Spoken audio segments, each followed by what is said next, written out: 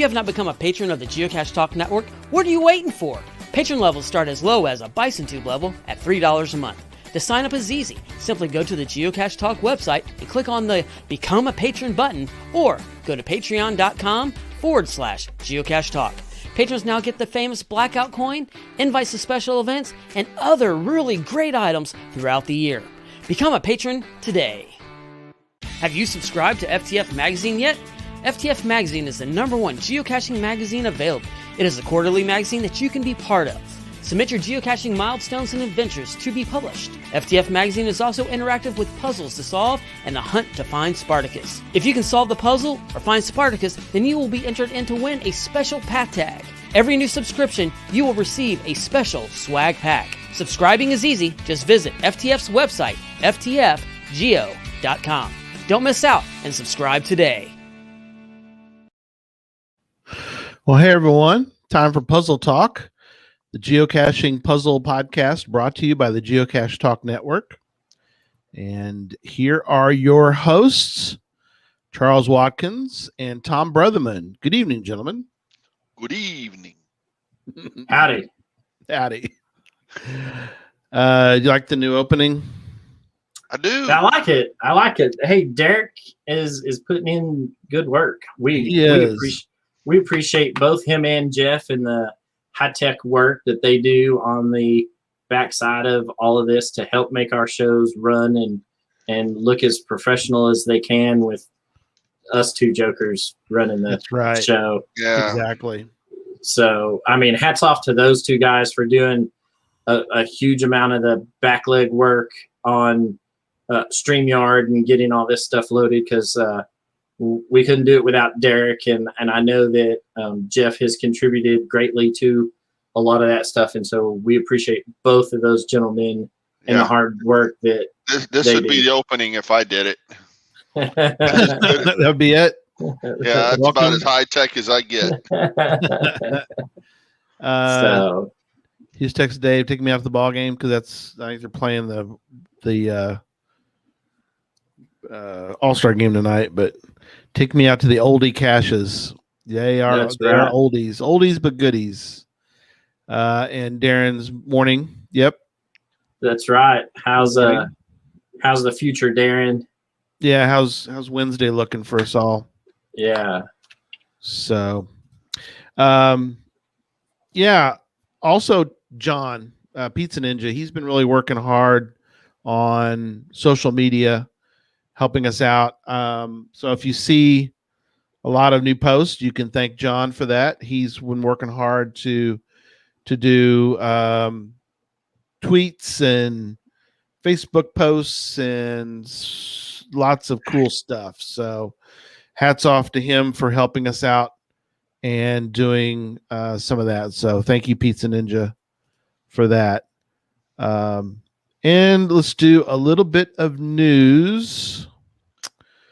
And actually, I'm going to switch our brand because I've got another photo, or not a photo.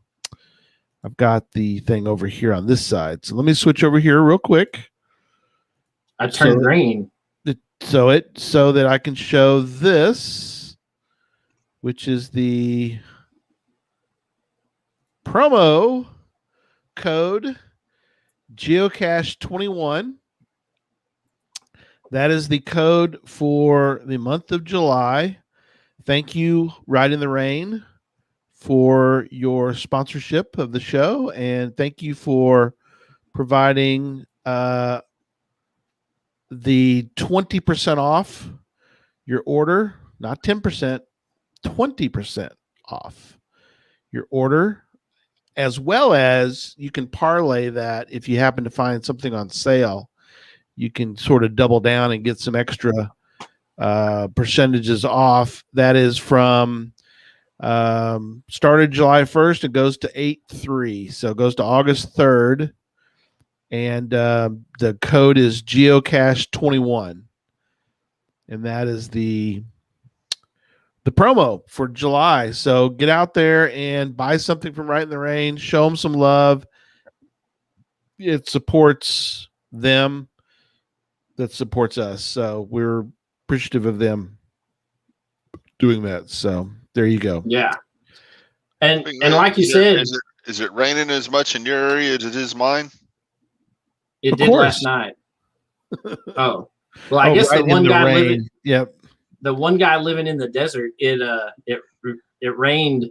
We had a monsoon come through Phoenix last night. About 10 o'clock last night, and it dumped, I don't know, an inch of rain in about an hour and a half, and moved on through the area pretty quickly. But we had standing water out in the front and in the back of the place went last night when the rain stopped. So I was saying, inch of rain in your part of the world, that's a flood. The sand does not absorb water; it just lets it run off the top of it. So yeah, we were in Carlsbad, and we're driving through. Fortunately, I have a vehicle; it's a little higher up, but there was a lot of rain on the street in Carlsbad, of all places in New Mexico. It rained Saturday, Sunday, Monday, Tuesday, and Wednesday. I told a local person, I was saying, it must rain like 300 or 400 inches in New Mexico every year. And they looked at me funny, and I said, and they go, no, we get about 3 or 4 inches a year. I go, yeah, I know, but it feels like 300 or 400 because it rained every stinking day almost that we were there. But we pivoted, we kept going, we were good. But I tell you, I'm not in the greatest shape. I'm not, I'm working on it. But let me tell you, when you're not in the greatest shape, it is a shape, but it's not the greatest shape. Okay. Yeah, right. But let me tell you, when you're not in the greatest shape and you're at 10,000 feet, it really causes. There's no oxygen there. No, there's not. There's a lot less. So, nothing like what Charles is used to, but we had a great time, and we did an FTF at 10,000 feet. And that was my first FTF ever that high up. So first to faint, first to find. No, first to faint. Nowhere. Pass out. Yeah, that one wasn't too bad. Our hike to one of the waterfalls, I was sucking air like crazy, but anyway, I survived it, as you can see. So anyway, yeah. Other news, over to Charles. All right, so Puzzle Talk merch is still available at the Geocache Talk store. Go to geocachetalk.com and click on the store tab at the top, or you can go directly to the store at chromiaprint.com/collections/geocaching. You can no longer get these on the website, but you can still get the shirt. And the shirt is the key, because the shirt has a puzzle that will lead the first person to solve it and get there one of these coins, because you can't buy these anymore. These are long gone, all sold out. But there is one hidden somewhere in the world if you can solve the puzzle on the back of the shirt. Now, there was Houston, Texas Dave asked if anybody had solved the puzzle on the back of the coin. There is a puzzle. You can barely see it around the outside rim. That's true. Right? But there is a puzzle on the back of the coin. We have had people solve it and send us emails that this is what it said on the back of the coin. So, yes. And then the Puzzle Talk podcast on Instagram. I've had a busy couple of weeks. I've put in some overtime, some serious overtime in the last couple of weeks. And so I've been lacking there. I promise that I'm going to start picking that up, and we will resume adding puzzles to the Instagram page. So stay tuned for that. If you have the Instagram and you have not followed the Puzzle Talk podcast, we encourage you to get over there and give us a follow. I say we, that guy, he doesn't know how to run the Instagram, Facebook page, Twitter things. So yeah. But I am going to get back into posting some puzzles regularly. So stay tuned. If you've been missing them, I apologize. I'm working on it, and we'll get those back up and running. as quickly as possible. Cool. Excellent. And we have got, I think, I was intrigued, gentlemen, by the notes tonight. And I think hopefully everyone else will be intrigued as we go through. And of course, the show notes will be up. I'll put the show notes up later. But the 10 oldest active mystery caches, and I guess we should we need to give a disclaimer, correct, Charles? Yeah, we need an asterisk in there. Somebody pulled the 10 oldest unknown caches, mystery caches. Though. They absolutely are, but not all of them are puzzles, right? So just know that going into the show ahead of time. If you came and you're like, yes, top 10 or the 10 oldest puzzles, not exactly. But I could argue at the time they came out, they could have been pretty puzzling to people. They're still puzzles. They're still puzzling. Yeah, no doubt that in 2000, when the first ones came out, that people probably were sitting there scratching their heads. Not only did they probably just go out and buy a $1,000 to $2,000 GPS receiver so that they could actually play the game back then.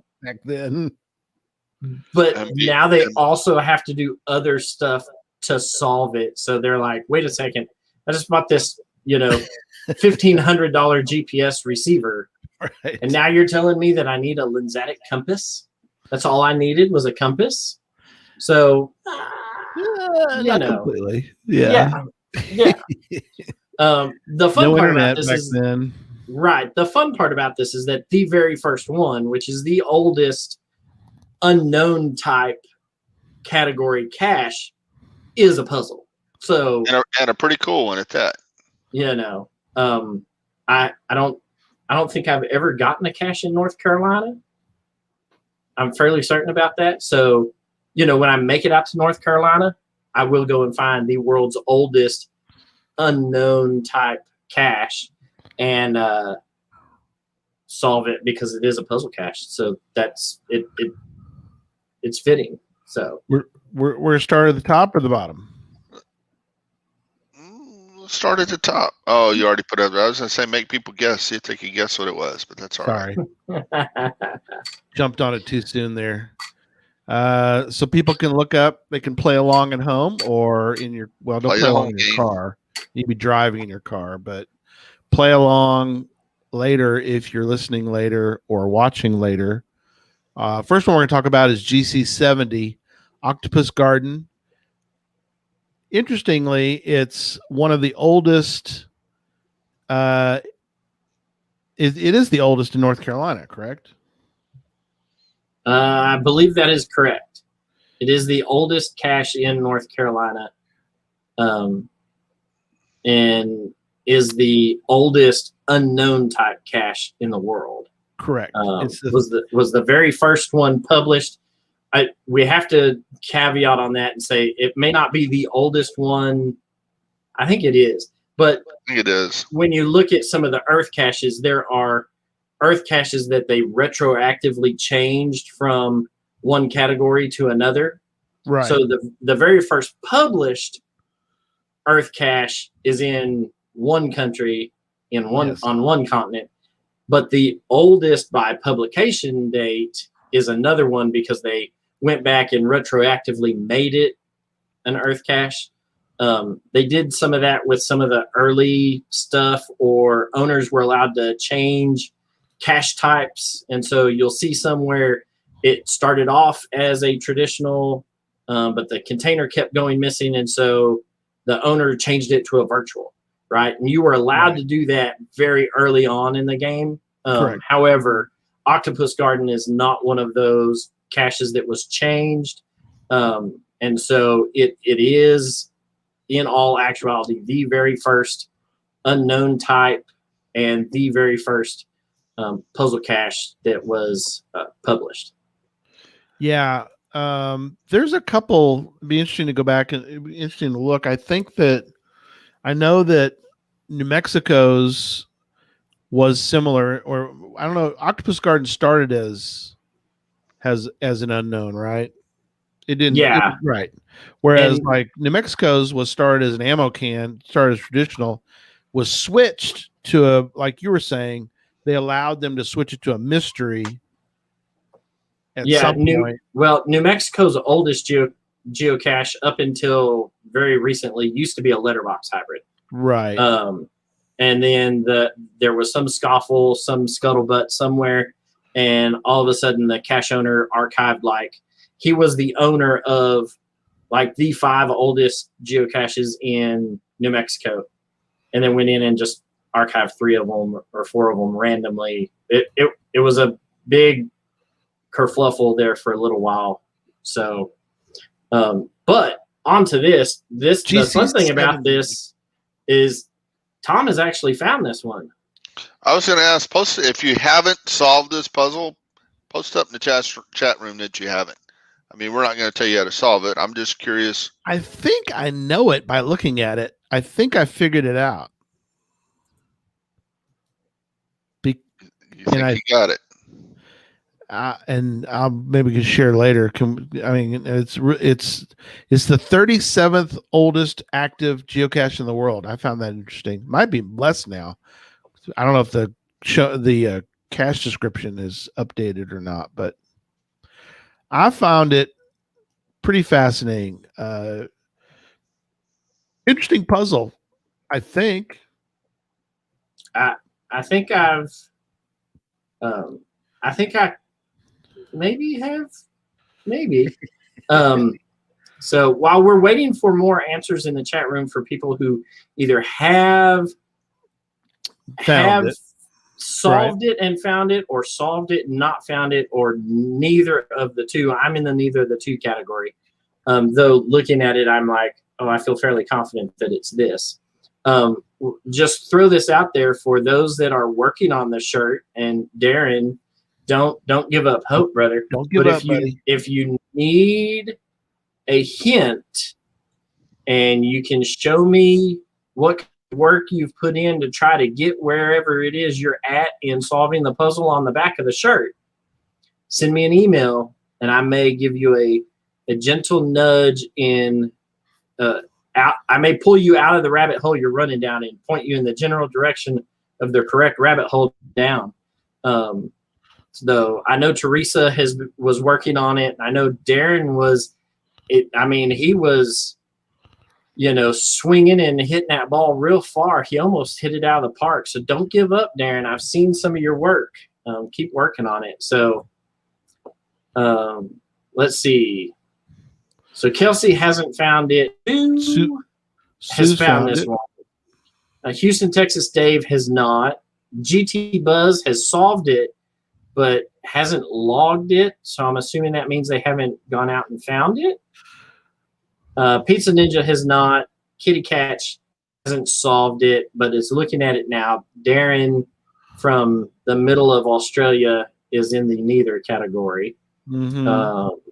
Trisha has solved it, but she hasn't had time to go out and find it. So that's a pretty good mix. There's some other people in your boat with you, Tom, that have their name on their ink on the log pad. I got that on the way to one of the Geo Woodstocks, and it rained that day. And I didn't think I was going to get this, but it quit raining long enough for me to make the hike to this. And I think I understand the clue. The paper, ink, coin, knee, ball, egg, lagoon, latitude, clue. That's not the clue. You got to pick the word below that's missing from that list. To work with. Yeah. Yeah. I mean, that's where you get your information. Yeah. So I think I've got the right one. One of those 12 words below belongs in that list.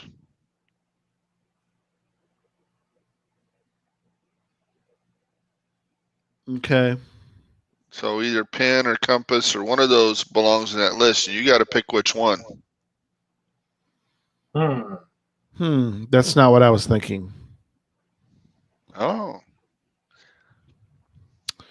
I was using the letters in the word. I know which one it is. I just solved it. That's funny. well, I'm pretty sure Gary's on the right thing. I guess Okay. he just didn't. Did I pick the right one, do you think? I think you probably did. Okay, good. All right. We'll have to go That's what, find. I mean, the silly answer thing is the answer is right there on the page. Well, of course Yes. it is because it's one of those choices. But which one Right. to pick is right there on that page too. Yeah. Right. Well, and I like this that it's got over 1,000 favorite points. Yeah. You know, and so this one is one that if you're a favorite point hunter, it's gonna come up on your list, and it's gonna be 1,000 favorite points. We need to go do this. I Right. just make sure mine is one of them. It's got 2,678 smileys and has 56 DNFs. Not too bad. Yep, and 1,054 favorites, which 1,000. That's cool. which gives it, according to Groundspeak, it's got a 50% favorite from premium members. So this thing's had 2,108 premium members find it, and half of them have given it a favorite point. Yeah. I mean, you're not going to find cache like that have that high of a percentage of Right. favorite points that are this old. Yeah.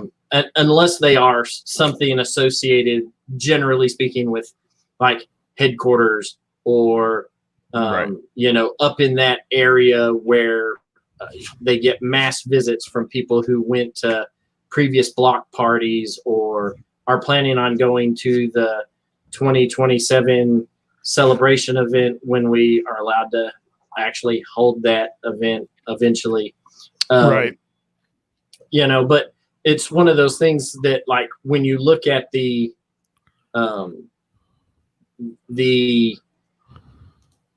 like GC8 Neat, the new locationless caches, both of those things have, like, you know, 1,500 favorite points on it, and it's just ridiculous. But that may be the person's only locationless cache that they've gotten, you know, and Right. so it's kind of neat to see that. But some of the favorite points associated with some of those caches are just ridiculous because of the just sheer amount of traffic that they get or whatnot. So for a cache in this location of the world to have 1,000 favorite points like that is kind of cool. Published September 30th of 2000. So I always love to see the 2000 caches. Those are so cool. Well, to be fair to this thing, with the favorites, I mean, I don't remember when favorites came out, but you got to Right, remember that's that true. was way Yeah. after the point. So Later. a lot of people that found this, you know, in the beginning, may not have been caching when favorites came out, or didn't bother going back and give it a favorite. So yeah, that's true. That's probably you know, that's accurate, and I like that point that you brought up, Tom, because you could be sitting here looking at, in reality, this thing probably gets 75% favorite points from premium members since favorite points came out. Mm-hmm. You Exactly. know, that's an interesting point to bring up. So the solution is right there on the page, and it's fun how this one has worked out, but lots of possibilities, but only one correct answer. You know, I like it. A true puzzle. a true puzzle cache. They're not all that way tonight, but that's okay, because I think some of them can be puzzles. That's right. There's nothing wrong with that, Tom. We still love you. No, brother. we're good. Okay. Ready for the next one? I'm ready for the next one. All right, cool. Let me show everybody on the screen, and we can talk about Mr. Number 2. So this is GCC2 Azucar Mine Offset. It is a regular cache. It was published, or it was hidden 11/24 of 2000 On a Friday. and is in California. Yes. So what is that? GCC2. It was hidden on it's a Friday, so it was the day after Thanksgiving. Would that be right? Yeah, that'd be right. Hidden on Black Friday. Did we have Black Friday back then? No. In 2000? I Yeah. don't. Well, no, I'm sure we didn't. That's a good question. When did Black Friday start? We were probably smarter back then. Stayed home Siri, and slept. Alexa. This one is a neat offset. It tells you to go to a certain location. There are plenty of warnings on this cache page. So if you go, there are open, unmarked mine shafts and the possibility of snakes and other dangerous animals and biting critters, and people with small children or animals should probably leave them locked in the car with the air conditioner running. Because the chances of them being able to fall down an unmarked mine shaft are real. Yeah. So if you need to hide a body, this is a place to take along that. Yeah. So part of it says from that location, you'll need to project a waypoint 297 degrees magnetic north, mag N, updated from, which is fascinating. This is the part that really, and I think I were talking about this before the show. Yeah. When I jumped on, updated from 296 on 3/13/2020 to increase the accuracy of the projection at 0.4 statute miles, because magnetic north is no longer 297 degrees mag north. It's 296 now, right? Well, and that the magnetic north will change over time given the Earth's variations. Right. And degradation of nuclear metals and whatnot in the ground. So as some of this stuff changes, magnetic north is constantly changing. They usually update it every 10 years, give or take, and whatnot. But you figure that 1 degree over 0.4 of a mile could put you more than 100 feet off off to the east or the west. So unless you've got some context clues, and he's got a long paragraph written in the hint section for this. So if he gives you some context clues, the difference between one degree difference over 0.4 of a mile can be a large area of land that you need to go around looking for. At least it is a regular sized container. That helps. That sometimes helps, given the land that you're in. Only so many places that you can hide a cache, and it is, looking at the cache, it is a large ammo can. So there are only so many places that this thing can hide, given the terrain in which I'm looking at the pictures. So, deductive reasoning can kind of get you pretty close, or can get you to it as long as you get close. There you go. Yeah. So it would have to be that big back then, because I'm thinking GPS back then, the accuracy on an individual GPS was 20 feet at best. Right. I mean that was a good day, and that's actually pre-WAS, if you remember that. Was it wide angle augmentation system? That's pre that, so 20 feet would have been darn good. Yes. Yeah, you're probably looking at plus or minus 30 feet. So you're looking at a 60-foot more than that, because of the other problem.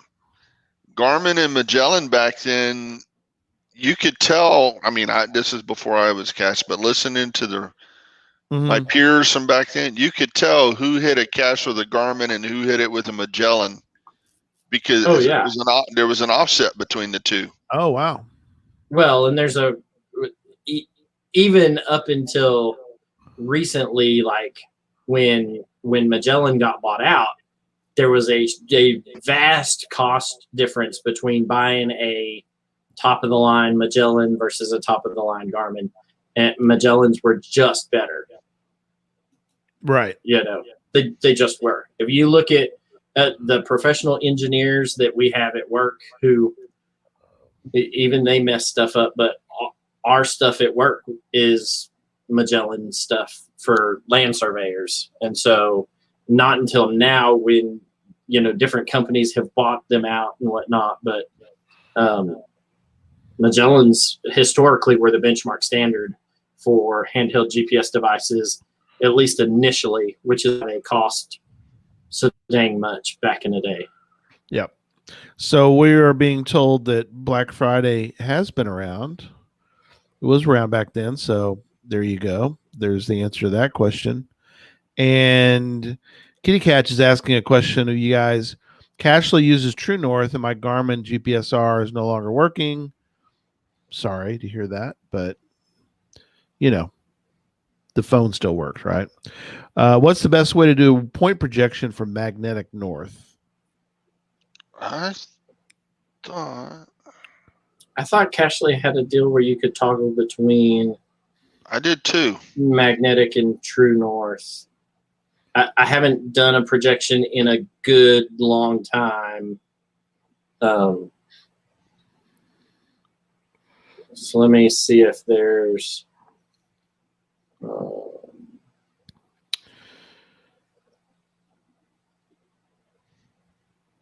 Let's see. Project coordinates. We're looking at our phones right now for our audio listeners, trying to figure out. Yep. It just gives you a direction and a distance and a unit. It doesn't give you the ability to toggle between one or the other, between True North. There are really three norths. If you want to get picky about all of this, there's True North, there's Magnetic North, and there's Map North. Right. Ooh. So because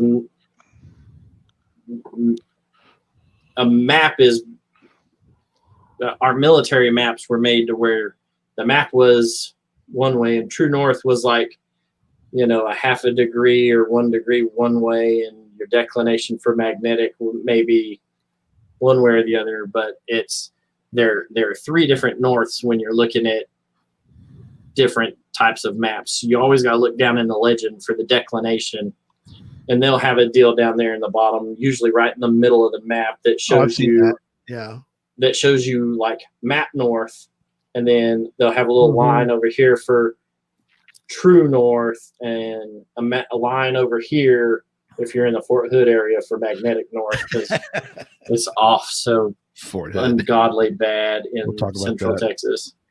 That's what we were talking about. But yeah. So Dick was saying that if you pull up a map, there's variation lines and you can make the correction, and there's a formula that you can use to convert that. So interesting though. I wonder. Y'all go ahead. I'm gonna look and see if the original geocaching app, because I believe you can do a projection waypoint using that still. Interesting. So I'm gonna go look.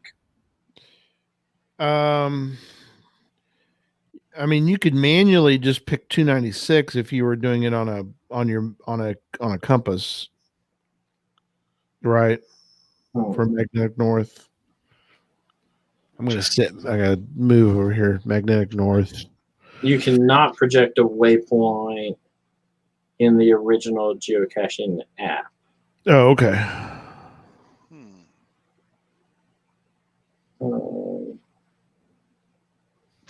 Interesting.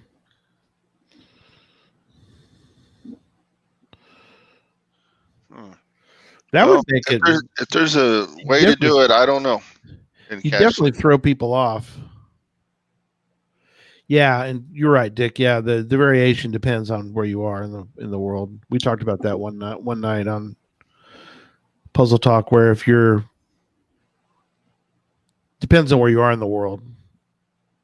Yeah, and even within like the Fort Hood area, we say this because in Central Texas, the Fort Hood maps have a magnetic north declination that's like whatever it is, it's like plus 12 degrees. And so to get from that back to true north or grid north, you have to subtract 12 degrees from whatever your compass is telling you. So it makes land navigation at Fort Hood kind of interesting. Tricky. It can, man. And if you mess that up, man, you are in the wrong spot. And, when all you got is a compass to go off of, but yeah, even within variations within a state. So you go from, let's say, Houston to the Fort Hood area to Amarillo. I know Texas is a big state, but I mean, even if you went from St. George, Utah to Moab to north of Salt Lake City in Utah, which is a smaller state, than that, you're still going to have 3 different readings for magnetic north given that. So you always need to look at local maps and what the declination is for doing waypoint projections. Right. So this cache is active. In fact, May of this year, it was confirmed and put back enabled. It was disabled for a little bit, but not too long. But they went out there, they checked on it, and they located the original cache, and it's ready to be found again. So 243 favorite points. That's pretty good. It was published in November, as you guys said, November of 2000, another 2000 cache. There'd probably be a lot more favorite points, but then people fell down a hole. Yeah, they're gone. Yeah, that's what Dave was saying earlier, is that you can go out there and you can bury all your DNFs out there. So there you go. All right, ready for next one? Let's just skip the next one. We don't really want to talk about the next one. Oh, come on. Tom doesn't want to talk about it because it's absurdly close to him, and he has yet to go find it. Oh, you know what's bad about that too? I found caches there in I have too. Lost Maples, and I've never gone out there to that. I want to go out there now, but you got a hike out there. But no, we're going to talk about it. You can't skip over it. Number 3. You'd be insane to go look for that thing now, unless you go at night. Well, because of the heat. No, it's not that bad. But it's a dry heat. Texas. What are you talking about? Not right now. It's not. All right. So this one is GC2CE. Where's that maple? It is in Texas. It was hidden on 2/15 of 2001. So somebody hid it the day after Valentine's Day. And it is located in Lost Hills State Natural Area in Texas, not far from where Tom lives, even though he's never found it. That's a great That's an awesome part. It is great. I love go in the fall when the maples are all, because this is Texas. You can't, and again, there's explanations as to why, but Texas shouldn't have maple trees, but they do. Right. Yeah, it's a little different than going up into like Colorado, looking at the aspens that change colors, right? Or up into the New England states up there. Correct. To seeing the aspens and the maples change. But this part of the state of Texas is just beautiful in the fall when these trees are changing into their orange and red and yellow colors. Just phenomenal. Love it. It's a great place to go. Yeah, it's just a beautiful area of the state. So highly encourage you, if you're anywhere near Lost Maples State Natural Area, get out and go visit it. It's such an, I mean, like you said, it's such an anomaly. It just shouldn't, I mean, it's just, but it's really cool to go to it because it's, again, it's different. It's not like going to Vermont and seeing a maple tree. Cause I mean, not that I'm saying that's a bad thing to do. I'm saying is that that's a, But they're everywhere up there. right. Which is great. I mean, I love that too, but to find these guys, it's such an outlier, the whole maple tree thing in Texas, but this cache takes a little bit of a jaunt. 4.5 miles out or round trip, so 2.25 hours. I'm pretty sure there's a bit of up and down in this thing too. Yeah, there is. It's a little bit rugged, so definitely, as they suggest, good hiking shoes will be handy, and bring along some water and a cutoff. But the other one was a snack, so yeah. Maybe we should have an event there and just accidentally go find his cache while we're there. Actually, go find that one. Teresa Fishing Kitty says, "Do we go to the park on New Year's Day a few times? But that's a long way, and the train is a booger. Yeah, it's. But you gotta go see the ape. There's a cache near the ape. Now it's not the ape cache, but there's a cache near the ape, which is a cool rock formation. Oh, okay, I know what you're talking about now. I think it's called a monkey cache, but I think it's a monkey rock or something. Yeah, a monkey rock. Yeah, it looks like a monkey, which is really cool. But yeah, that one. So takes. You put in the notes there, Tom, about find the sign and do some math. Correct? Yeah. What do you got to do for this one? It's another projection type thing, but you got to do some math off the sign to get how to project it. Cool. That's neat. I mean, I think they're neat. I've got one in town that it keeps getting favorite points because you get to the cache and you're like, I'm at the cache, and you're like, I can't open the cache. It's locked. And I go, you're going to have to project a waypoint to somewhere nearby is the key. Mm-hmm. So kind of fun, something a little different. So yeah, digital doorbells. Yeah, that's cool too. Gary, you have something in common with the current owner of this cache. Oh, I do? You do? The outlaw or the caveman? The outlaw. The outlaw. You both have those blue ammo cans. Oh, is he a Hall of Fame member, huh? He's a Hall of Fame member. How about that? Very cool. And thinking back, I think I probably need to give mine to Jesse. Let Jesse hold on to it for a little while. Yeah, just commenting on it, but I probably need to give it to him. Send him a picture. It's good enough. Nothing in it.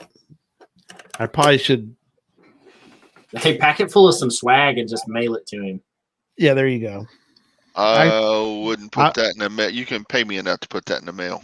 No, I'll hand it to him someday. Okay, so I like this one again. It's got doesn't have a lot of favorite points. Well, it hasn't been found a lot, and even for a cache that's been out for 20 years. Mm-hmm. 20 years in a handful of months, and it's only been found 100 times. But it's got a 4.5 terrain rating on it, and that probably gets a lot of people to be like, not today. Yeah. Here's the monkey rock, by the way, in case people are like, "Oh, show a picture of it." Like, I'll show you a photo of it. There it is. Doesn't it look like a monkey? It looks like a monkey. I see the monkey. You see the monkey? There's a fancy term for that. Charles is like, I don't know about that. I mean, it's a little different than the elephant rock that's down at the bottom of Carlsbad Cavern. So the shy elephant Right. You have to go on a private tour now to see the shy elephant, Right. because To they get to had that enough. point. You had enough people wandering off the trail down in the caves that To go they see closed it. for restoration for a long time, and now the only way you can see that is to take one of the guided tours. Right. But is worth it to go see the shy elephant. I see the monkey Shelley sees in it. there. I see it. When Shelley spoke up, she needs to. She can get out there too. She take the kiddos. I mean, it's a hike though. You know, you probably need to. Like I said, it's not just a 2.5 mile flatland. You gotta. It's a little bit of a hoofing to get to that one. So Pack a lunch. pack a lunch. Okay, we're in for number 4. Ready for number 4. Number 4 sounds fun. So over to Charles. So this one is going to be GC5CA. It was hidden on 4/1 of 2001. April Fools. That's right. It's got 42 favorite points. It is located in the great state of Massachusetts. Let's see. And it has 208 found logs, 1 DNF. And wow, only 1 DNF. That's pretty. Hey, that's pretty shocking right there. I think every cache that is that old has at least a dozen. Yeah, only 1 DNF. So it looks like it's had had three owner maintenance logs on it in its lifetime. So you know, I mean, if it's not broke, don't fix it. Yeah. You know, it looks like it's up near a decent looking lake up there. Yep. You know, and then it's got a whole bunch of hitchhikers, pictures of these 25 hitchhikers. So I haven't read through the cache page a whole lot. What do you got to do to get to this one, Tom? You have to find a travel bug that's got the coordinates on it. Yeah, fascinating. That 208 found logs. Please do not divulge the hitchhiker coordinates to anyone. The whole idea is to be lucky enough to find the coordinates. Is that a word? Serendipitously. Yeah. Please choose the geocache that the hitchhiker coordinates are cut off, but it's or place an existing host geocache and hitchhike from one existing host geocaching site to another. So I guess from reading about this, I think that there was a time when it probably moved around. No, the cache stays in one place. The travel bug moves. The travel bugs move. And so this is a lot like if you looked for at the time, it was like the number 2 most favorited cache in Fort Worth before we showed up for Woodstock. I did a YouTube video on my YouTube channel about it, but I skipped over number 2 because you had to find these different army men that had a tag on it with the coordinates on it. And this guy would just release a bundle of these army men with the coordinates on it, and you just had to randomly find one in a cache and say, oh, this is private so-and-so for this other puzzle cache. Oh. And it would give you either a portion of the coordinates or the whole coordinates, but you had to find one of those army men in another cache just by random chance in order to find the coordinates for this one. And this one's done the same way, and so I would categorize this as a true puzzle as well. Okay. Because you can't solve it. Well, you're going to have extra information to solve it. You can't, you're not going to be able to go to the coordinates and solve it because the coordinates put you in the middle of a lake. Right. And whatnot. So you're going to have to go and find another piece that you don't have. And so the mystery, the puzzle part of this is trying to track down one of these 25 hitchhikers that have the coordinates. And then once you find one, you can go back and be like, ha. But he gives you a link to. He gives you a link to the travel bug. Right, to a travel bug. Right. So at least to one. Right. There are 25 out there, and he gives you pictures of what those 25 look like. So, correct. Yeah. Fascinating. Have y'all ever done a puzzle like that where you've got to get something like a travel bug? I know you guys have done them where you have to go to a web page to get info to solve the puzzle, but have you ever done a? Yeah, I've done them where you got to go to a travel bug and get info. Have you? Yeah, I did that for that one in Houston or in Fort Worth. Yeah. Yeah. So that was the first one that I've done, and I think I've done 2 others since then. Because I was like, oh, this is going to be a lot like that one. You know, so. It's an interesting idea. Yeah, I don't know if you'd be able to get it published now. Right. It'd be worth asking about. Yeah, I think that Pizza Ninja hit the nail on the head here. It's interesting that the difficulty is only a 2. Yeah, but then again, what was it like back in 2000? Yeah, there probably weren't a whole lot of caches to hide the travel bugs in, the travel bug in. Yeah. Therese was asking about, could you do an image search of the travel bug that are the hitchhikers? Yeah. Maybe, but I thought it'd help. If somebody would have had to take a picture of the coordinates with it. Yeah, correct. When you look at the coordinates that are attached, when you look at the pictures that are attached, all of the coordinates are blurred out. So there's one of them, just to give you an idea. There isn't a lot of info there. Well, and so I was looking at that. I wonder if if he had a disposable camera in the cache, and those are the first 25 pictures on the disposable camera. Oh, right. Right. And so, like, if you look at the trackable, so let me share my screen with you guys real quick. Go for it. Chrome tab. That one, share. So that's what the trackable looks like, right? Is this little doll with this big square laminated sheet, and it tells you, but you can see right here where the chain pops through, they've blurred out the coordinates for it. So the rabbit's not what you're looking for. You're looking for this little yarn-looking doll and this big piece of laminated paper. Right. But yeah. Huh. So interesting that's how it all worked. Right. Right.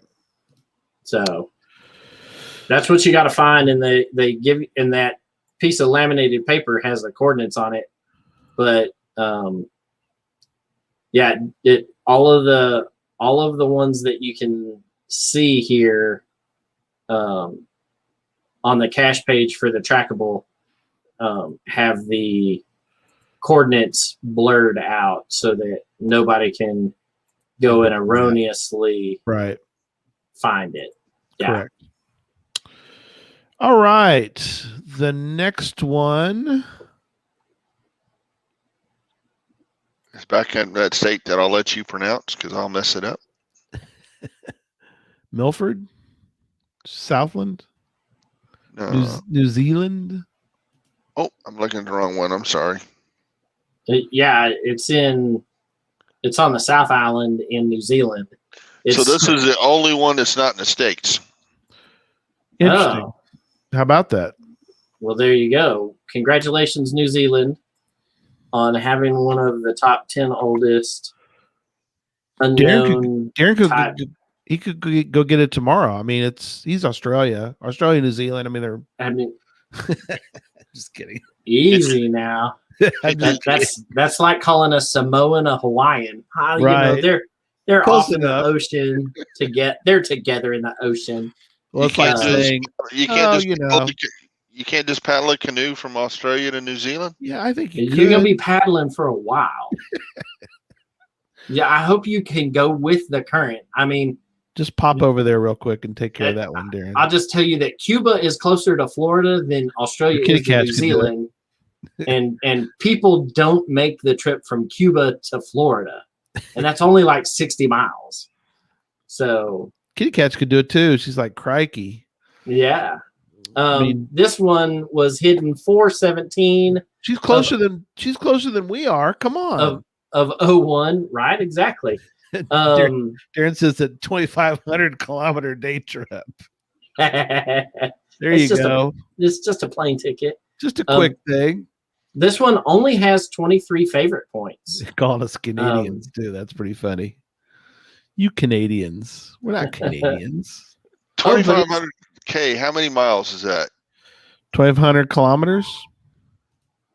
So like 100. Is that like 100 miles or something? Kilometers. Exactly. This one only has 46 finds on it though. So this one has a 68% favorites from premium members, which is pretty darn good. Galveston to Havana. Right? Yeah, exactly. See? Dave gets it. I wouldn't go to Havana right now. Yeah, there's a lot of uprising going on there. But anyway, back to Deer Flat. Sorry. It says this divine geocache accuracy was 50 meters. The elevation was 374 meters. Is hidden in a clear snap lock plastic bag within moderately dense beech forest, about 750 meters west of the Kapak. And they give you coordinates for the Kapak. The Pakika and the Market parking lot. Yeah. So people in New Zealand was populated by people from Boston or what? Yeah, absolutely. Did you read your history? Come on. Let's see. You need to get to the Kapak from State Highway 94 by turning west, and whatnot. So, the stash is buried under some sticks at the base of a large tree. You could also try a grid search with a radius of about 50 meters from your position for the stash.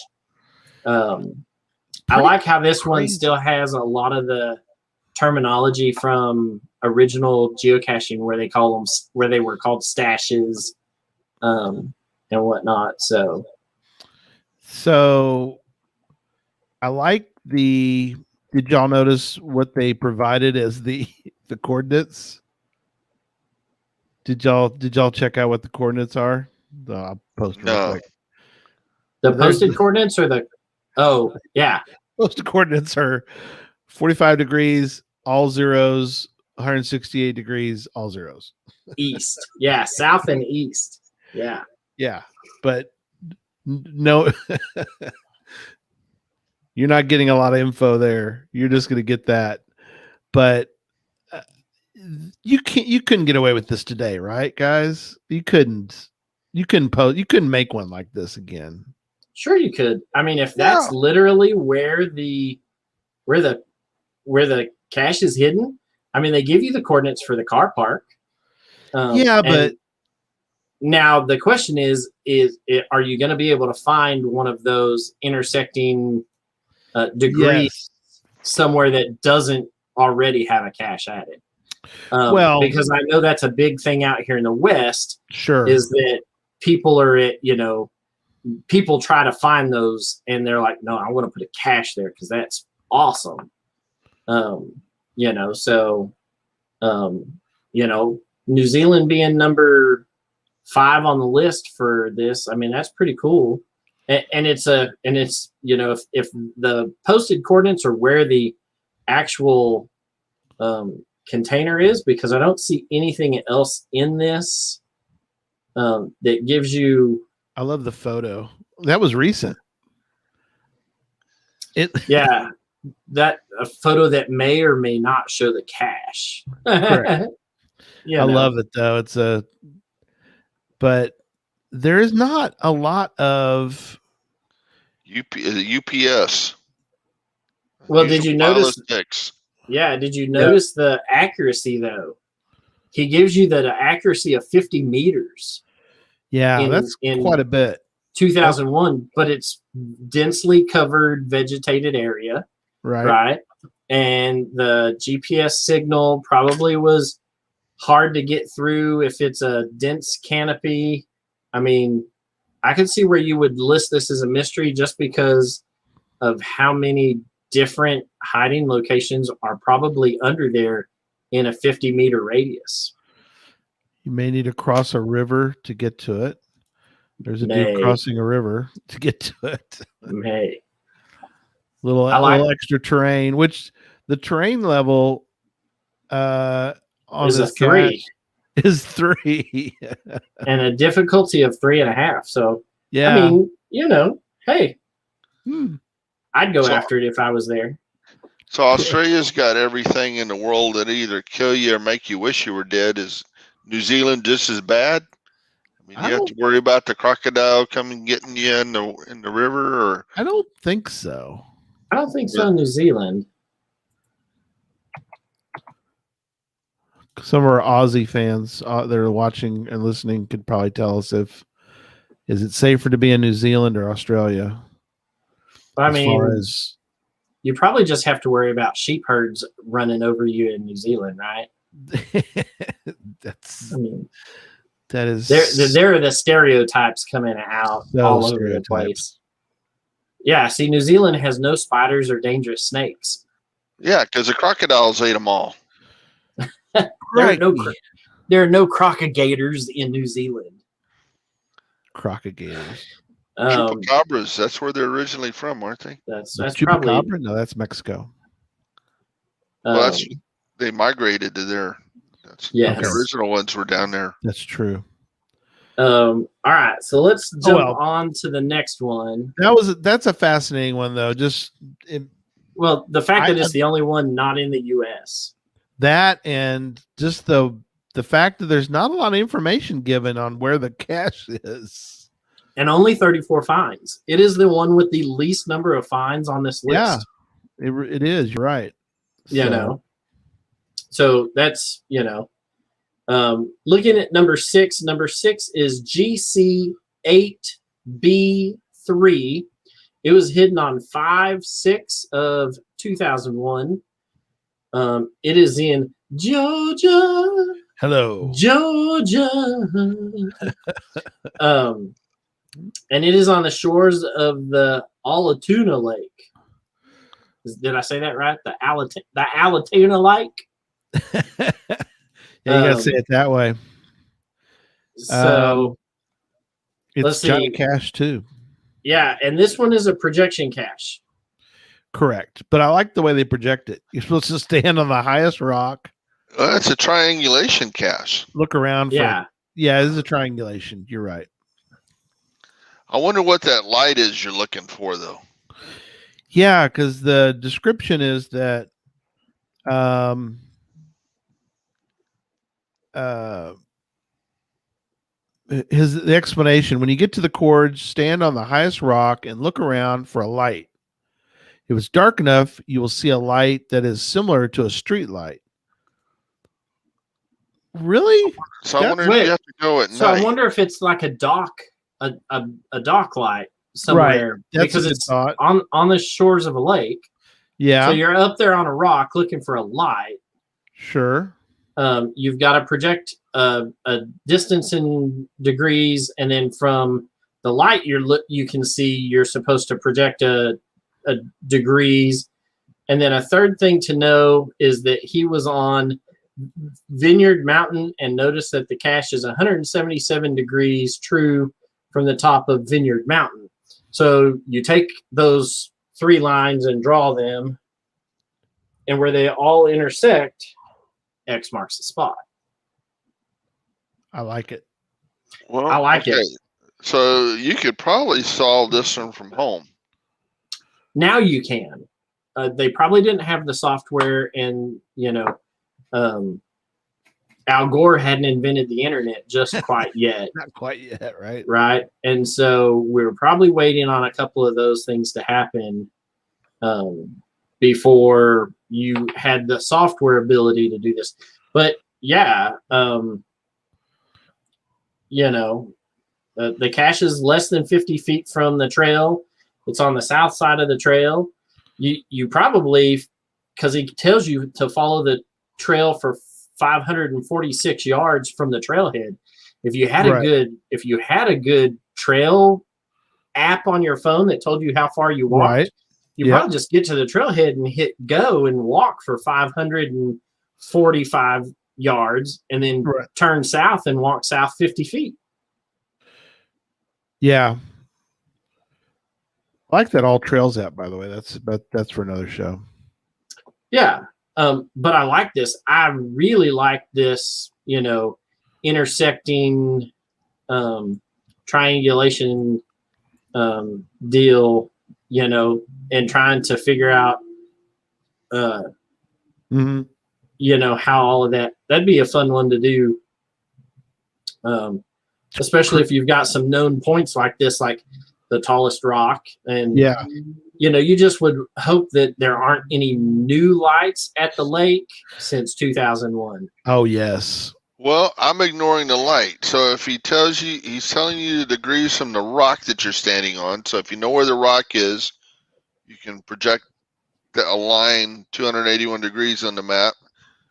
And if you know where that mountain is and you project that one, where those two lines intersect, that's going to be pretty darn close. And if you had the third line, that would help even more. But yeah, right. And if you ended up where those lines crossed, roughly just south of a walking trail that's on the map, and you're probably in the ballpark.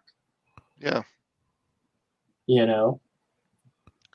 So I have a puzzle cache that's it uses that kind of stuff where it's 2 points. And because with just 2 points, I tell you it's so many feet from this point and so many feet from that point. Yes. So it's two intersecting circles that you draw. Right. 2 circles. So there's 2 points on those 2 places where those circles intersect. Well, I tell you that the cache is in the park. So when you do that thing, correct, the 2 circles, one of the intersections in the park and one isn't. So pretty much know where it's at. Yeah. That's kind of cool. Yeah. Too.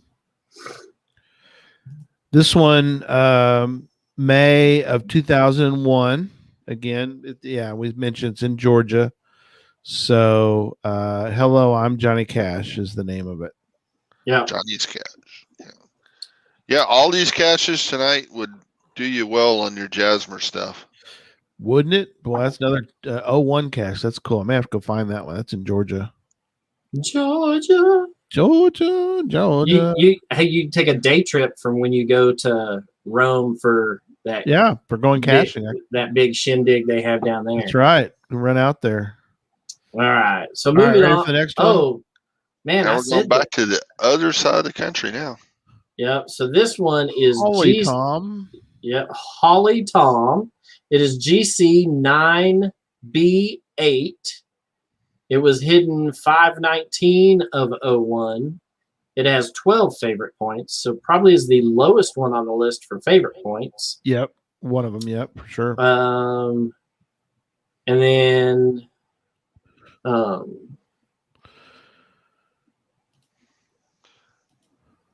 cache is approximately an 8-inch round, vintage Budweiser print Christmas cookie tin, which is crazy. But spared no expense. It was 2001, so don't reserve your judgments for this cache. It was 2001 when the guy hit it. Okay. I get no lie. That's a 10. That wouldn't be any good. Well, yeah. That cookie tin, if it was still in good condition, probably be worth a shiny nickel right about now. Maybe even a dime. You It know, looks like it's pretty much rust covered from the pictures in the. If you go to the page and look at person who found it in 2016, but it's still. But it's it also looks like it'd be kind of a little hard to get to. Yeah, I mean, it says that it's a 90-mile or a 90-minute walk / hike to get to the cache site.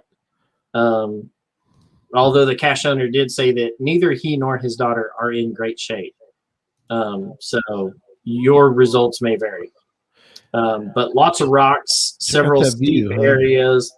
There's very little shade. There's some breeze when the wind is blowing. And they ran out of water by the time they reached the site and had to return with no water. So make sure you pack accordingly.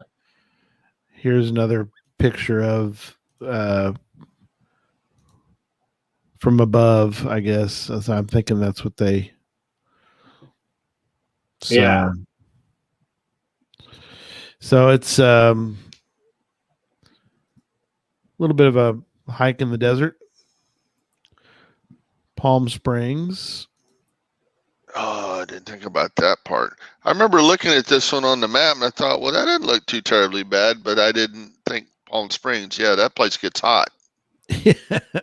Yeah, and you get out of town just a little ways and you're in some rugged desert. So yeah, from the pictures of it, you look at it and you're like, oh, it doesn't. You look at that. That's some high desert type country, some mountainous desert, and I mean, I tell you, from just getting around Phoenix, that can be brutal on you. Even for us in town, it's brutal. Yeah. So I just look at the satellite view from Google and I think, okay, well, that's not too horrible. It's right there on the trail. But yeah, that probably goes up and down quite a bit. Mm-hmm. Yeah. But you wouldn't make it an unknown cache today, would you? No, it sounds like the cache is at the posted coordinates, which doesn't rule that out. But there's no real puzzle to get you there, right? Correct.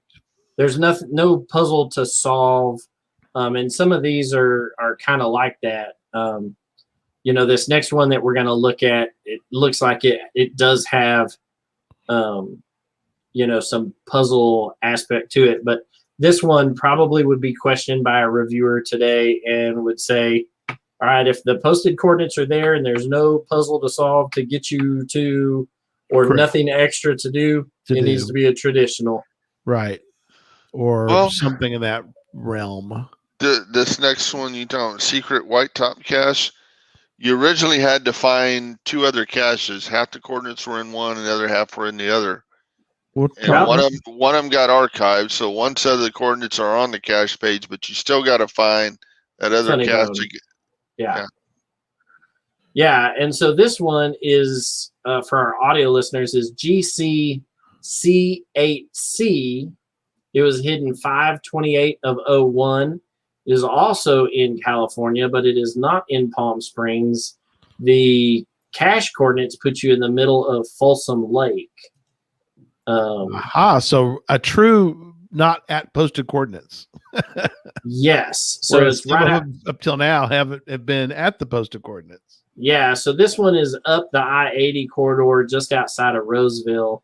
And it gives you the coordinates for the one cache that you have to go find that's called Funny Bone. There's a link on the cache page to that one. Once you find that one, it has coordinates inside the container. And then Deep Dark Secret, which is the other one, got archived. So he puts he gives you the west coordinates. Yeah. You still got to find the north coordinates, and then you can go find this one. So this one is a true puzzle cache, not at the posted coordinates. It's got 15 favorite points. Yeah. And has been found 114 times. Which is interesting, again, that it came out in 01 and it's only been found 114 times. It's yeah, Seems pretty and low. it's a 2.5, so nothing there really kind of scares you Yeah. away from it. I guess the question would be, what does the Funny Bone cache? Well, the Funny Bone cache is a 2-2 traditional, so I don't see, and it's right on the edge of Folsom Lake. It's been found 202 times. Yeah. But yeah, I don't, but again, if you're just looking to fill your Jasmer grid, and you're not looking to fill your Jasmer grid with puzzle caches, right, or unknown type caches, Right. then Just there seems are a low. number of other caches that were hidden in 5 of 2001 that you can find, and you don't need to go mess with this puzzle. Yeah. Right. Though I agree with you that it's odd that this one has such, well, but that's the same thing for that other one. It's only been found, 40 times? Yeah.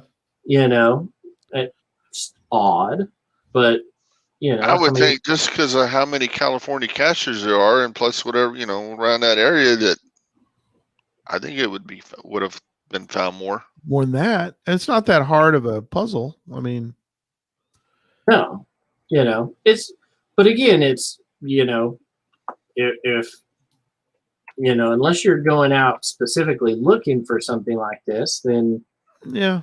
There are probably others that check that block for you. Sure. Though I'd like to find it just because, it's one of the oldest. Yes, yeah. It's one of the oldest puzzle caches that's out there. It really is a puzzle cache instead of a mislabeled other type. Right. And whatnot. Well, so the old ones kind of. Yeah, they get kind of pass. Yeah, and personally, I just kind of like getting some of the old ones. Yeah, I agree. Well, and some people like to fill certain calendars with with certain types. So like some people like to find 365 or 366 of just the unknown type, or 366 of multis or something. Yeah. Somebody's trying to fill their fizzy grid with just Earth caches. Yeah. Cache Canada. Apparently, let me share this screen, not that one.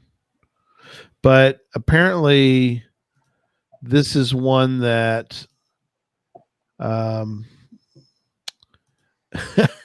it may be falls into that category of lost in translation, and I'll show you why.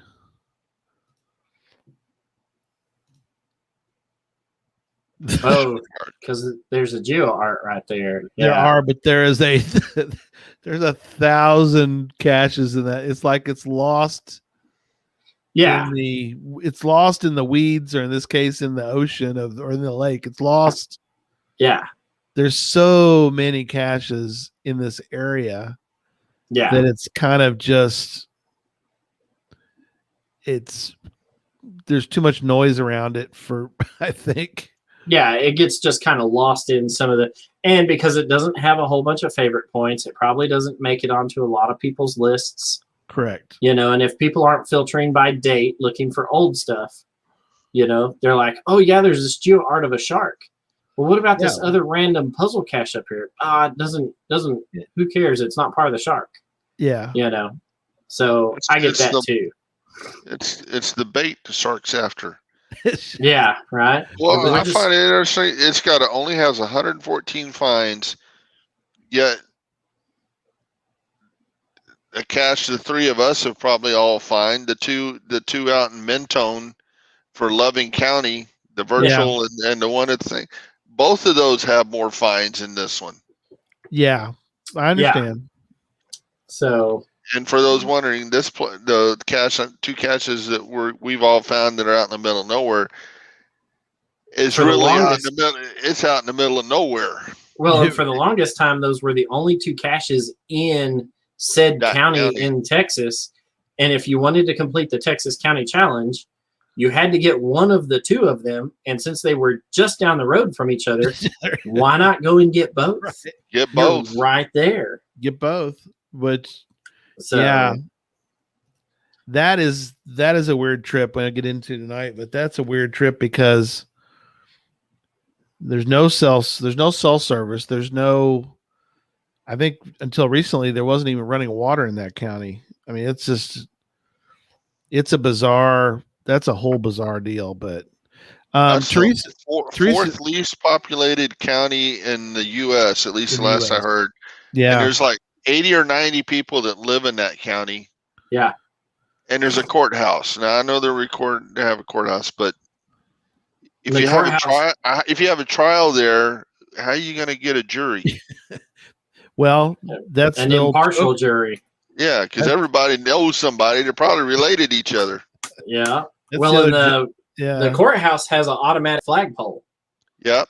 And so the fun part about that is that's the virtual, is that it's an automatic flagpole that they've Yep. hooked up to a computer program that at the bottom of it, as the flag comes down, there's a hole in the actual flagpole. And the flag gets sucked down in the flagpole with the line where it goes in. And then when they run it the next day, whoop, out the hole, this little flag comes, when you're there at the end of the day watching the flag go down, you're like, oh, look at that. And it tells you that it's an automatic flagpole. And so we got there specifically at the end of a day to watch the flag go down. We're like, well, it does. It just sucks right down inside the flagpole. what do you know? Well, look at that. How Be a crazy monkey's is that? and it was the craziest. I was like, an automatic flagpole. How's that going to work? Yeah, I got there and watched and found out. let's see it. Well, I That's didn't right. get to see that, so I guess I'm gonna have to make another trip. To Loving County just for that? Okay, let's go. Well, there's like 3 more caches in that county now. Is there really? Wow. Yeah, the S-Night 579 S-Night 579 has gone out and placed some extra couple. caches Cool. in that county. Um, So now the least populated county in the state of Texas for geocaching wise is down Like just Colbert. north of Brownsville, down there Yep. by South Padre, and it only has 2 caches in the entire county. Yes.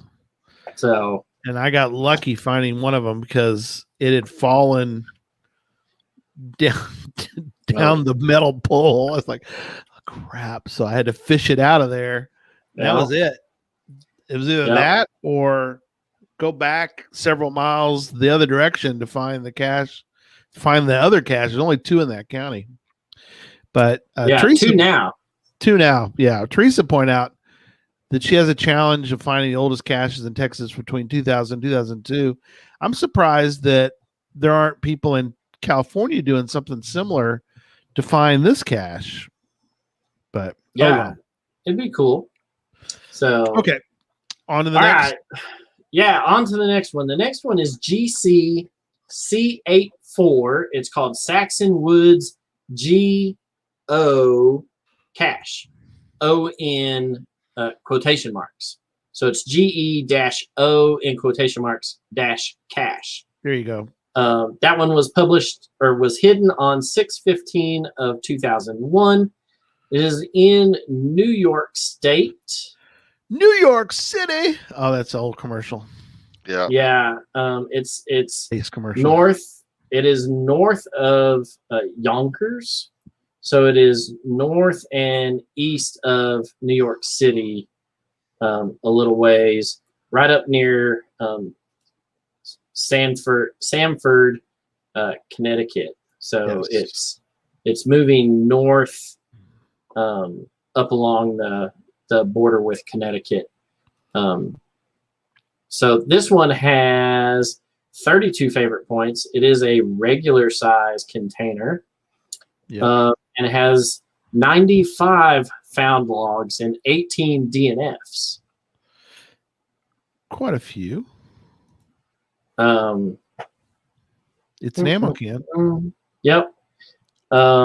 It says this cache is at a county park that combines elements of geocaching and orienteering in order to find the treasure, right? So there are a couple of things that you have to do and go through and project a waypoint and whatnot to get to this one. So I found it interesting. They want you to print the map and the legend, not the legend of the cache, but the legend of the map legend. Right, to be used for the orienteering leg. And that probably will, I mean, you figure that in 2001, people were still printing full cache pages off anyhow. Sure. So, but they do give you a link to a couple of links on there. And they give you a picture of the map, a picture of the legend, a picture of the cairn that you're looking for. And then a picture of the G-Man and the claw that's in the vicinity of the cache. So G-Man and the claw are two other geocachers. So there's a picture of them taken from below. They're either up on a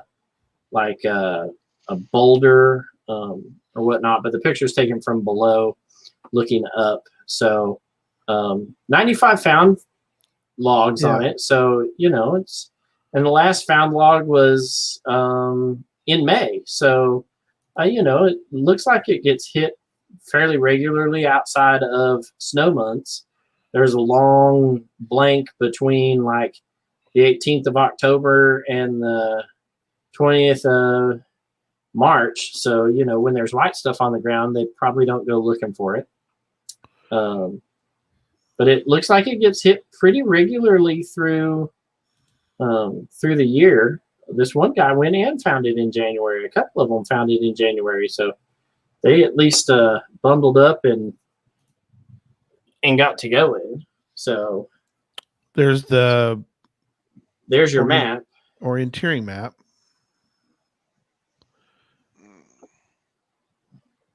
And what they said something too about in the cache page, something about is the north not the, did they give you good info at least? I think the north is not the north on the map or something.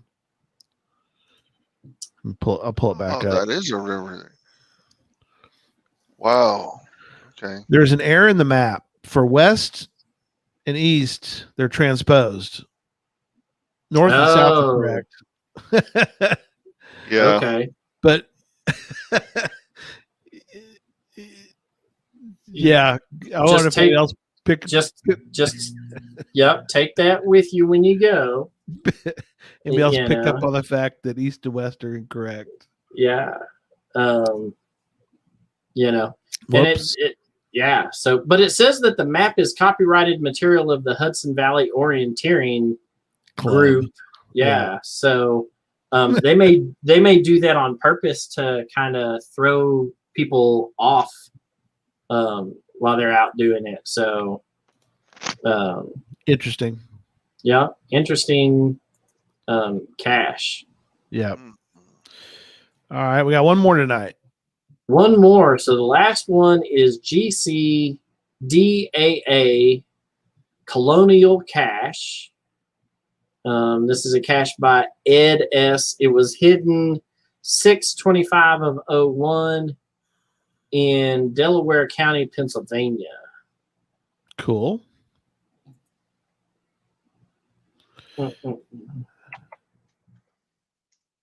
All these old numbers are I always like seeing these kind of. I mean, if you look at one that says GCDAA, it's old. Yeah, when there are only 4 or 5 characters in the cache in the GC code, it's going to be an old one. It's an old one. Let's see here. Tom, what do you got for this one? The last DNF the person only has 2 finds, but the 2 before that, they've got some finds. So Yeah, they this mentioned, cache is in they mentioned a tornado came through there. So this cache is in a little bit of peril because the cache owner is gone or doesn't seem to be An active cacher. an active cacher. Here's the location, but that's an old photo. I think. Well, in the last visit for the cache owner was November of 2020. So, still probably available to contact. Probably so. Only has 3 geocaching hides. Right. And 2 of those are traditionals and one of them's a mystery. And all 3 of them, believe it or not, all 3 of them are still active. How many? And they're all from 2001.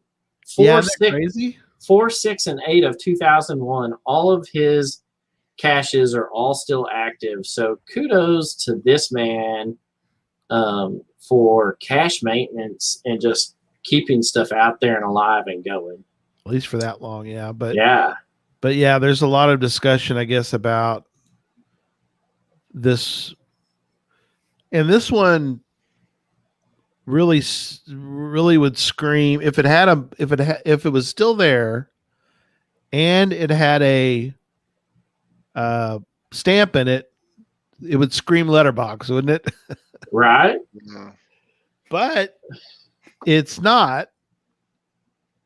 Even though it uses it's sort of letterboxy. Is that a good? Yeah.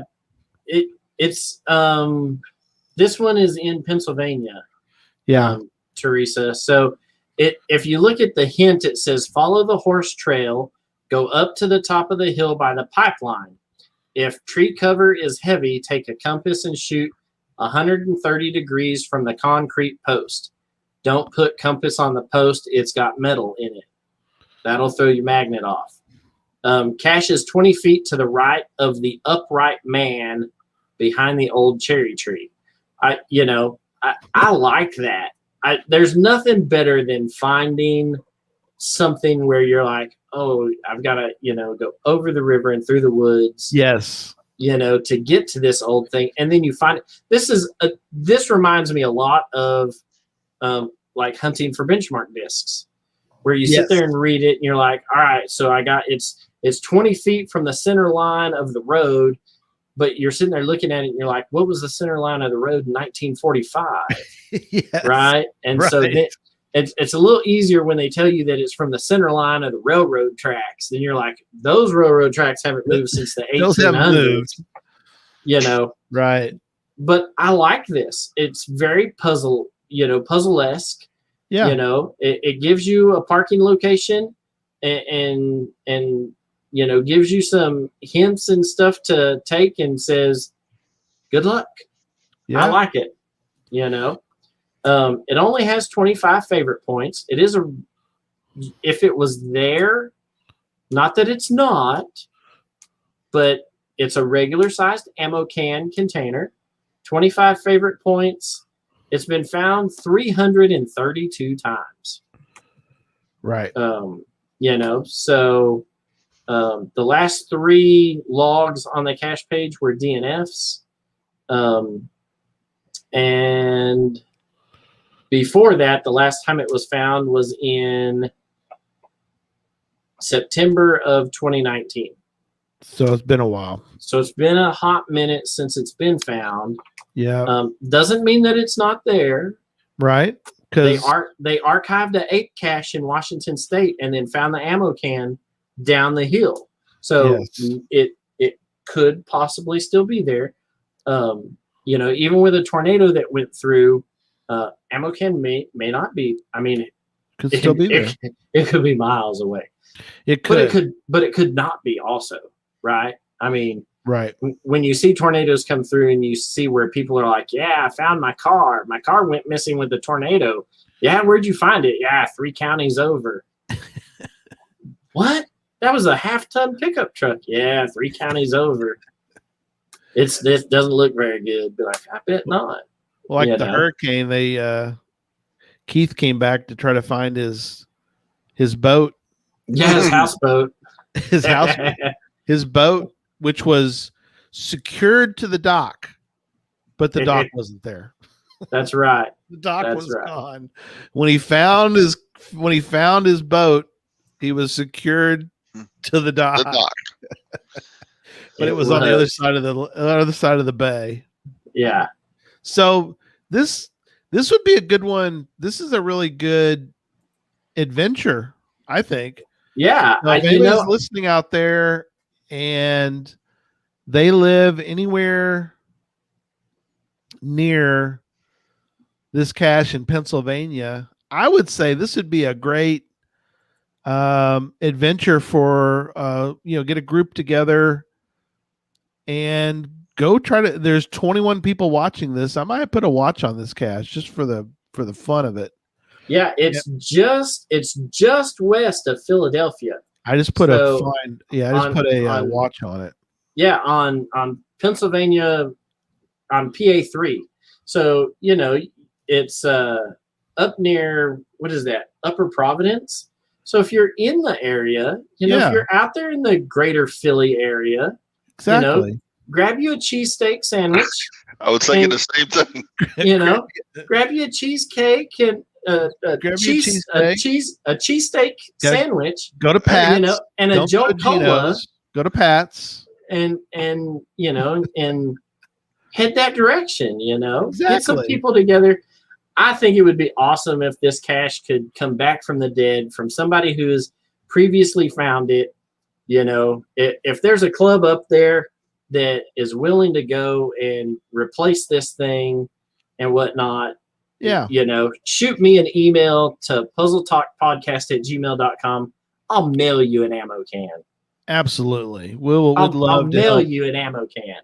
There you go. Absolutely. Easier to mail him the $10 and say, go buy one. Well, there's that too. So, yeah. So that's the top 10. I mean, you figure that the first one started and we didn't even make it to but 625 of 01, for the first 10, or for the 10 that are still active, the 10 oldest still active. Right. Yeah. There are probably some others that got archived along the way, but these are the ones that are still active that you can go and find.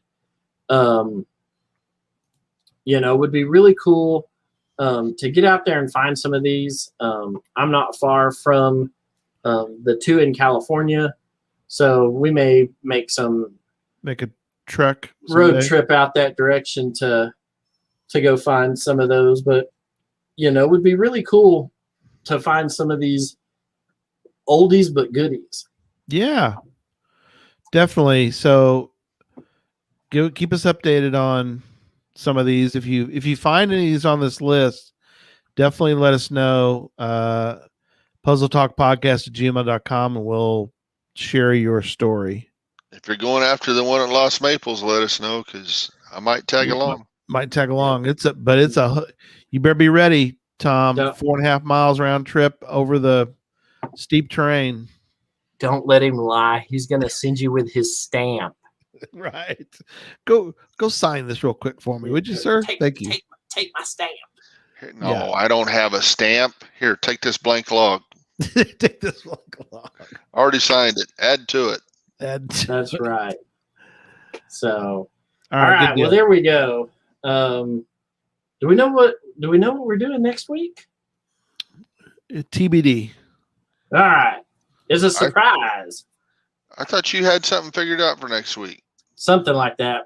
I'm working on it. He's working on it. It's work in progress. It is. It's probably what I'm working on is the oldest unfound puzzle caches in the world. Yeah. And Joey, they will be on the website. If you go to geocachetalk.com, you can go find them. They'll be in the show notes. They'll be up here momentarily. Right after the show, they'll be up on geocachetalk.com. You'll find them on. I'll tell you. There's a show notes section. There's a show notes section. If you go to resources, no, said it wrong. If you go to the Geocache Talk link, you will see an option for show notes. I need to separate the Puzzle Talk ones. Currently, they're mixed in with the Geocache Talk show notes. So, Oh no, I know, but we're with that plain old Sunday show. I know you can also go here though. You can go to geocachetalk.com/show-notes/ and you will find them there. But jotting furiously. So I put it in the chat room. I'll put So a banner Charles- real quick. So Charles, define the oldest unfound puzzle caches using Project GC to do that, or do you have some other method of getting that done? Yes. No, I'm using Project GC. So what I do is I filter it for unknown cache types that were published prior to like 2016, and that have no found it logs on it. And then I kind of scrub the list and whatnot. And if it's something like one of these that's miscategorized but is in the if it's a unknown cache type but not a puzzle, then I scrub it from the list. But I'm trying to make a list of oldest unfound geocaches. I'm trying to do it for the world, but it's getting cumbersome. So I've got I think I've got North America pretty lined out for Canada, the US, and Mexico. So Right. See if I can throw some other easy places to lump in, like Australia, and whatnot. When you start trying to look at, like, whatever it is, 40 countries in Europe, and you have to go country by country by country, and you can't just be like Europe, then Right. it gets cumbersome. So, but we're working on it. I've got North America done and whatnot, and I'll make a public bookmark list and be able to link that so that if people want to go and look at these on a bookmark list, then I'll have it created for them by next show. So the moral of the story is, as far as we know, there is no easy button to find them. No, some of them, all of these that we're going to look at predate the moratorium. So they don't fall under the 2 mile rule. They don't have to have checkers. They don't have to be a solvable puzzle. That's the other side to this, right? Is that after the moratorium, you were required to be able to solve them and be able to post your solution for how you solve them. Right. But that's not the case with these old ones, and whatnot. So the cache owners weren't required to show how they solved it, and whatnot. A lot of the rules that are in place now are because of some of these old caches that have no fines on them, and people are just like, I don't know. Yeah. So interesting. Yeah.